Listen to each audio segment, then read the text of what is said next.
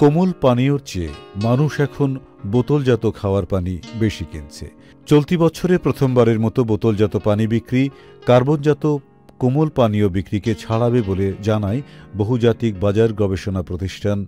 তারা বলছে, বোতলজাত পানিই এখন বিশ্বের সবচেয়ে জনপ্রিয় কোমল পানীয়। গবেষণায় বলা হয়, বোতলজাত পানি বিক্রি দাঁড়াবে 23,800 কোটি লিটার। এর বিপরীতে কার্বোনেটেড কোমল পানীয় বিক্রি 22,700 কোটি লিটার। চাহিদা ও বিক্রি বাড়ায় ভারত ও চীনের মতো এশীয় দেশগুলোই বোতলজাত পানির শীর্ষ অবস্থান দখল করতে যাচ্ছে। NRBC ব্যাংক, সুখবর প্রতিদিন।